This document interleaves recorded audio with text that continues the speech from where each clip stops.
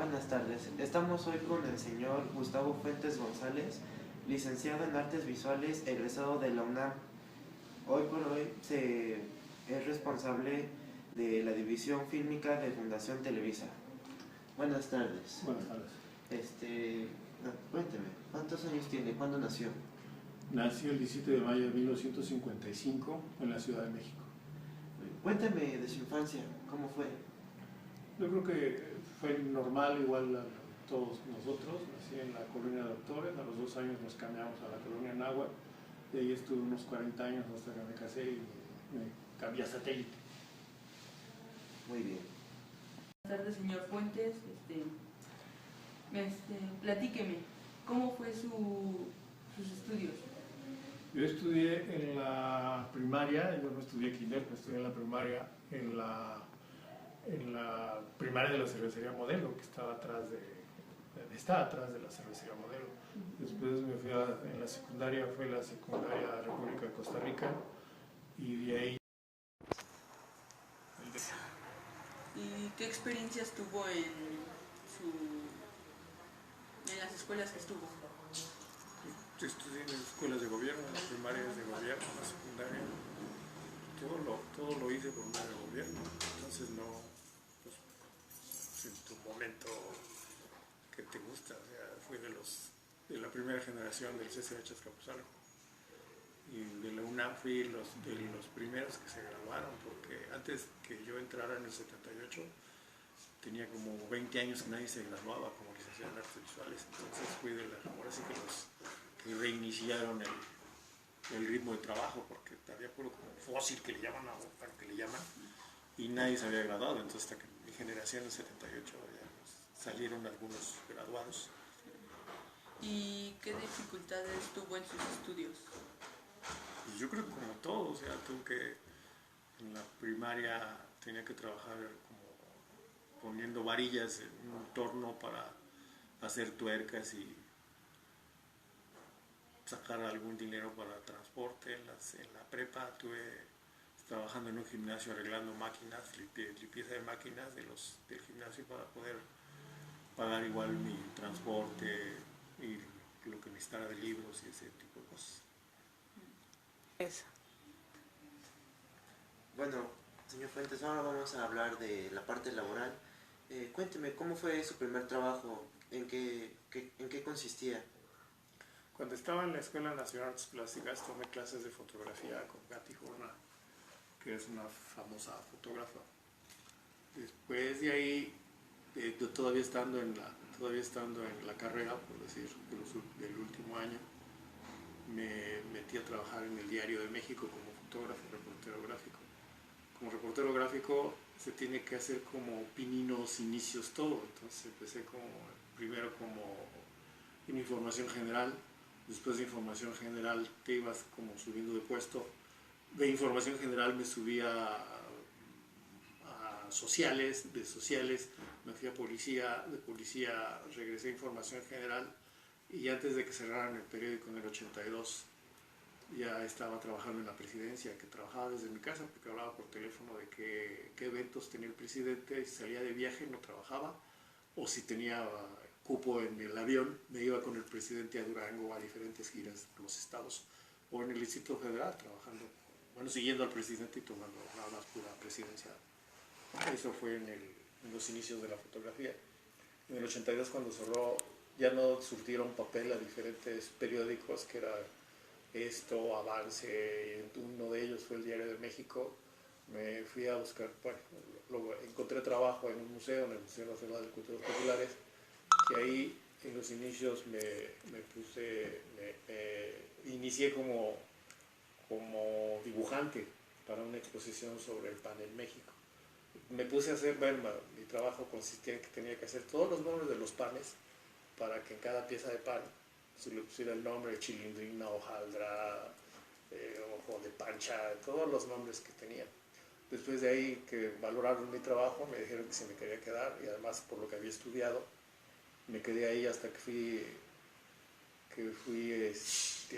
jefe de oficina, y después ya de ahí ya no veía mucho futuro en el museo, y me fui a trabajar por mi cuenta. De ahí me fui a la presidencia a hacer un libro, bueno, varios años a trabajar en las crónicas de la presidencia del presidente Miguel de la Madrid. Igual buscando imagen, como sabía fotografía y era investigador, ya tenía nociones en el museo de hacer investigación de campo. Me fui a la crónica de la presidencia, después ya hice algunas películas, exposiciones en Bellas Artes, Asamblea de Ciudades, una exposición muy grande que fue todo Bellas Artes, que se llamó Asamblea de Ciudades y fue muy importante para mí, porque además de ser el coordinador de la sala de labores, coordiné todo el montaje de todo Bellas Artes, de las 11 salas, si no mal recuerdo, 11 o 12 salas, y tenía a mi cargo pintores, electricistas, diseñadores, rotulistas, todas las personas tenían que estar coordinándolas, yo coordinándolas para que saliera la exposición al 100%, y así fue. Terminamos un día antes de la inauguración, totalmente agotados, pero se logró el objetivo que habíamos planeado.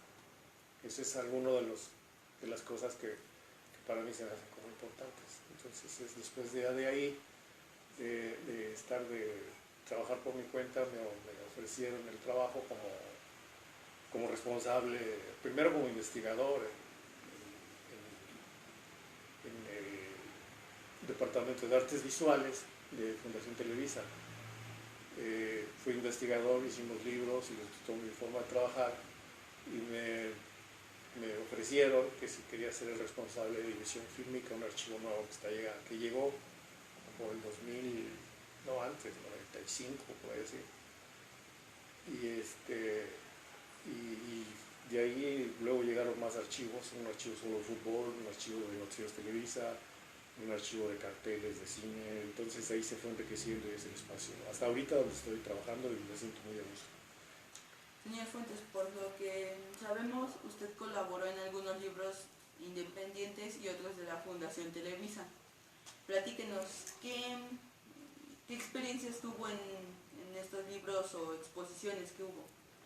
Ok, como estaba Gustavo Adolfo, para mí el más importante fue el de Asamblea de Ciudades de Bellas Artes, pero también aquí está el libro de Gabriel Figueroa, que fue de los más recientes, fue como un homenaje cuando él acababa de fallecer, que se le iba a hacer en vida una exposición, pero fue al año siguiente, que ya que se organizó bien y se concretó bien el proyecto, hacer un homenaje en Bellas Artes desde que él era camarógrafo. Bueno, fue primero retratista de fotos fijas de diferentes artistas, tiene un estudio él con otro compañero de trabajo, y después ya trabajó en el cine, pero como fotos fijas, o sea, no haciendo camarógrafo.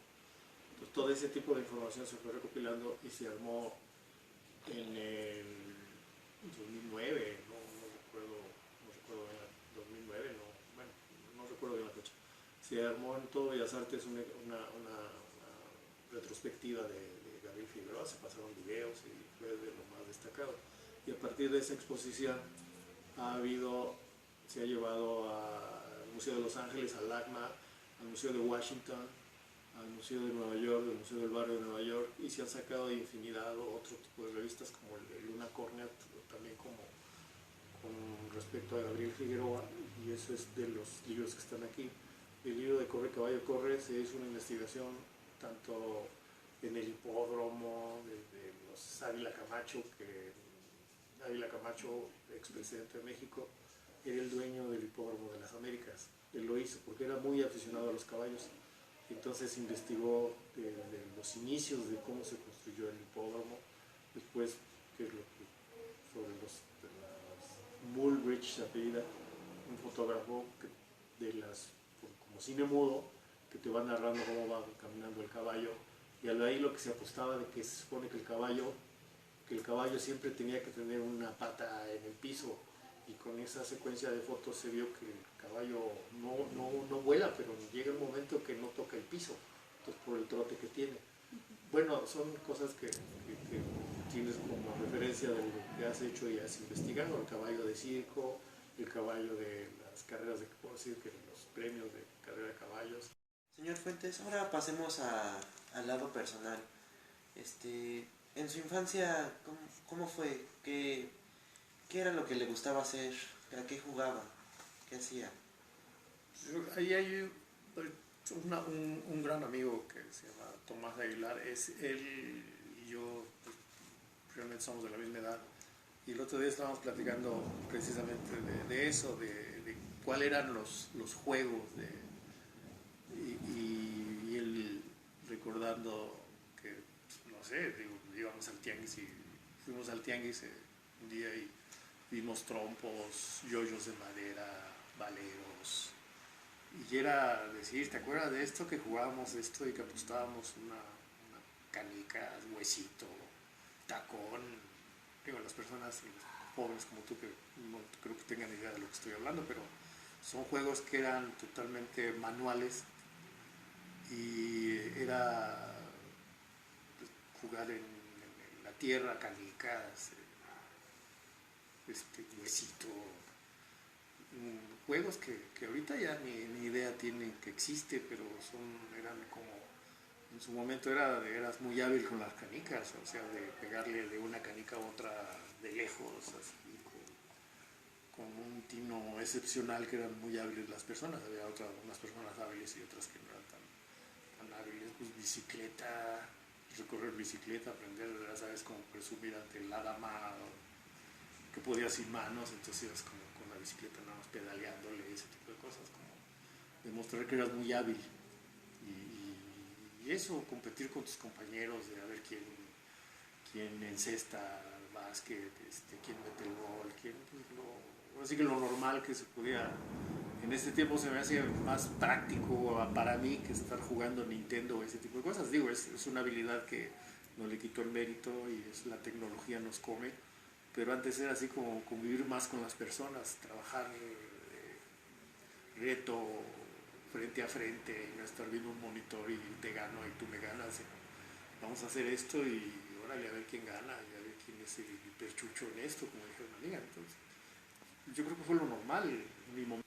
Bueno, dentro de su adolescencia hasta el proceso de su madurez, ¿cuáles eran esos gustos que, que le llamaban la atención? ¿Cómo fue su proceso en desarrollo de, dentro de esa etapa? Ok, a ver, si de lo que te gusta hacer lo haces con gusto y lo haces con el mayor placer de lo que puedas hacer, y agarras el gusto a todo. Ahorita, por ejemplo, por decir de lo que estoy trabajando, que es división fílmica, están todas las películas de cine nacional, desde mudas hasta actuales.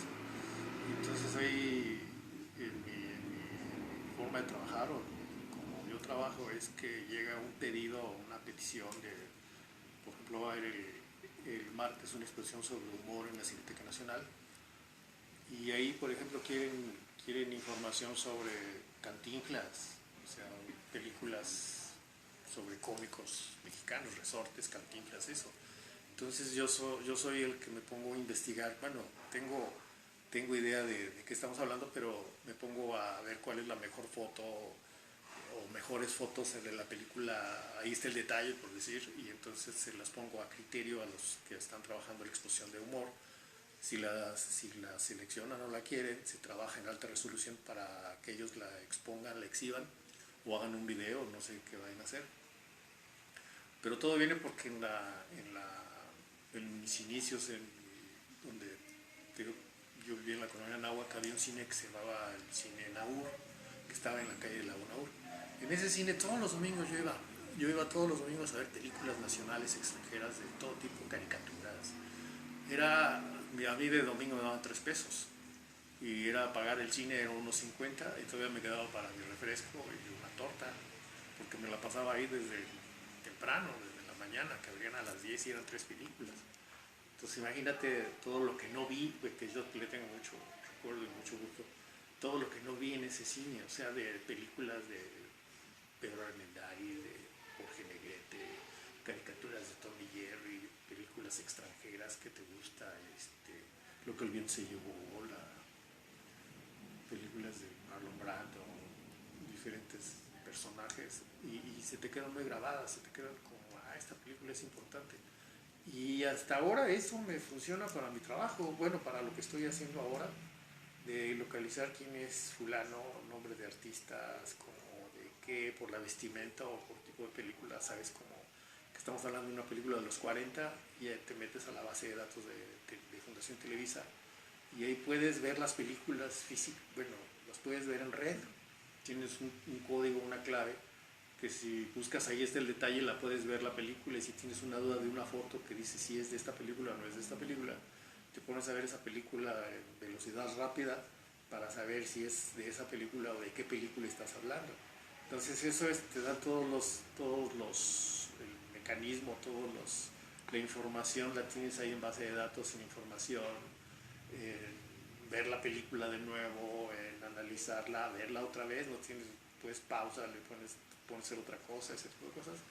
Y todo eso, todo a raíz de que yo empecé a ver películas en el cine de cerca de la casa para que era el gusto que yo tenía y de ahí, pues digo, pues es de lo que estoy trabajando y se me facilita un poco la labor que estoy desempeñando ahora.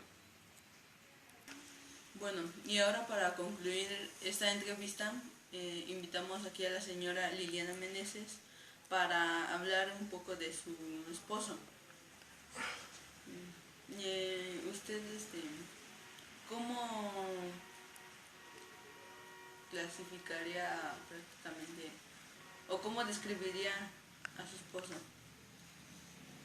Como un hombre muy bondadoso, muy noble, muy responsable y muy trabajador. Y excelente personaje, con mucha calidad humana. Dígame, ¿cómo se conocieron? Desde que estábamos en la preparatoria. ¿Qué experiencias han tenido entre los dos? Muchísimas, desde el plano de como estudiantes, como amigos, hasta que empezamos una relación de pareja. O sea, vivimos esas diferentes etapas, esos diferentes momentos. Bueno, ¿y podría compartirnos una anécdota que usted tuvo con su esposo? Sí, hay algo muy curioso. En una ocasión, llego a la casa, entro a trabajar y encuentro unos zapatos que no son míos, ¿sí? Se parecían a unos míos. Y entonces, pues me enojé, sí, definitivamente. Y en cuanto llegó, reclamada que le di de quién eran esos zapatos, que había hecho, que si me estaba viendo la cara de ¡pi! Sí. Fue así como algo muy, muy impactante y el pobre llega y se me queda viendo como diciendo, espérame, ¿estás loca? ¿Qué te pasa? Espérame tantito. Y ya después hablando y ya calmada yo también, él también me dice, es que tu hermana me los dio y te dije, además tienes cómplice. Estaba yo bien enojada, estaba furiosa. Pero ya después aclarando las cosas, efectivamente habíamos venido a la casa de mi mamá y mi hermana por equivocación le había dado unos zapatos que no eran míos, se parecían mucho a los míos, pero no eran míos. Pero eso yo creo que estuvo a punto de causar un divorcio, definitivamente. Pero ya después, al paso de los años, nos hemos reído de eso muchísimo. Pues ya para terminar, me encantaría que nos diera un consejo a la juventud de hoy. ¿Algún consejo que nos quisiera dar? Yo creo que el consejo ya se los di desde el momento en que estábamos, bueno, te platicaba o les decía de que los jóvenes tienen que ser más creativos ahora, más de leer libros, de estar noticias, no con jueguitos, digo, son muy didácticos, muy importantes pero no se desempeñan como para jugar, seguir un balón, darle un golpe, patín, una cosa así, juegos más manuales, juegos más interactivos entre uno mismo, jugar uno con otro, pero no estar metidos en un aparato de televisión ahí, jueguitos. De todo hay que aprender y de todo hay que hacer, pero se me hace importante como un poco más sensibilidad y tener más de qué es lo que está pasando, qué es en tu momento, pues eres joven y eso, pero tienes que pensar en qué vas a hacer, cuáles son tus gustos para poder tener una profesión, una carrera en que no, la vida no es tan fácil, como me tocó a mí, pues estoy muy conforme con lo que tengo, estoy muy satisfecho, pero yo siento que podría haber hecho más cosas, lo cual, no me siento frustrado, mucho menos. Pero así como te lo platico, yo creo que los jóvenes de ahora tienen que pensar un poco más en qué van a hacer, qué va a pasar y qué quieren hacer. Son muy pasivos, bueno, por las personas que conozco, perdón, pero son muy pasivos y no ven más allá de lo que está aquí en este momento. Entonces eso es lo que les puedo recomendar y decir. Muchas gracias. Bueno, ya damos por concluida esta entrevista y les damos las gracias por darnos unos minutos de su tiempo. Muchas gracias. Gracias. Gracias a ustedes.